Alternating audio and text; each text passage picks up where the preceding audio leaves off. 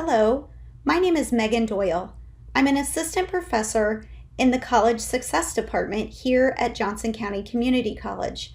Today, our Learning Strategies presentation will be talking to you about active listening. Listening is the most important skill you have, or one of them. How well you listen has a major impact on your classroom experience and how well you understand and process that information. It can also have an impact on your future career and your business. Considering all the listening we do, people assume we are just naturally good at it. Most of us are actually not. Edgar Dale has a cone of experience research study.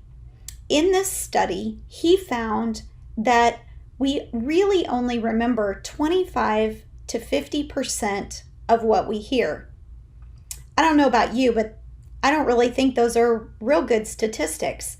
That means in a class that you may have for 1 hour, it means you really will only remember 50% of it. You'll only be hearing 30 minutes. You hope you are hearing the important parts, but what if you're not? What if you're not getting the major key points from that class lecture? What is active listening? Active listening means that you are engaging in hearing something with attention. You're putting thoughtful attention and thinking through what you are actually hearing. How does active listening apply to your classes and your coursework? Let's talk about how to actively listen in class.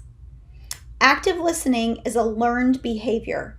It's actually something we're not born naturally knowing how to do. We have to practice it and we have to learn it, just like with all of our other skills. By being an active listener, you can increase your productivity.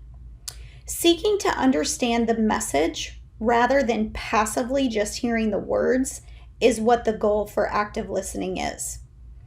On this slide, you will see 6 quick and easy ways to focus your listening while you are in class. The first thing is to clear your mind. Life happens, we all have a lot of things on our plate, but by the best way you can, try to clear your mind when you walk into class. Leave your family problems or issues at home. Turn your cell phone off. Don't worry about the latest news. Try to focus on what you are learning. You have a short amount of time in that class and try to clear out all the other information. Location. It is important where you sit in the class. Try to sit towards the front of the classroom.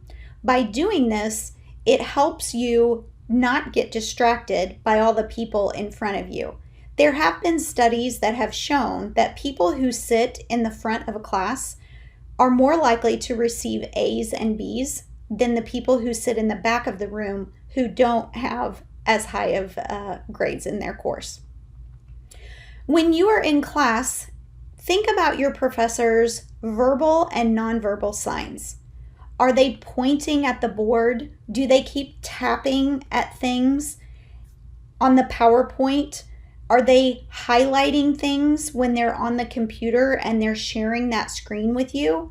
Those are a cue. Be looking for those cues so you know that that is something that they are emphasizing. The other thing to think about is, what are they verbally emphasizing? What are they saying that is bringing your attention to a main point? Something might be even as blatant as, hey, this is going to be on the test, or you may want to write this down. Those are some verbal cues that obviously you want to make sure you make note of. But some other cues that you can think of is, if your instructor says there are 4 main steps to this process, then you know you need to listen to the first, second, third, and fourth steps. It's just a way to keep you engaged into what they are verbally saying. Listen for requests. If your instructor is saying, I want you to connect this, or I want you to learn this information because those are some things that are going to be really important for you to connect with that material and to retain. Take notes. We know that if you're writing down your information in class, you are more likely to remember it. It is that pen to paper memory.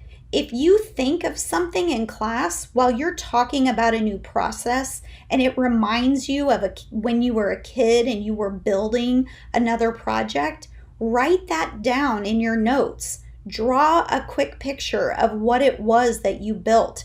It will connect that old information to this new information, and it will be really good for your memory. The last thing with active listening is to ask questions. Be inquisitive.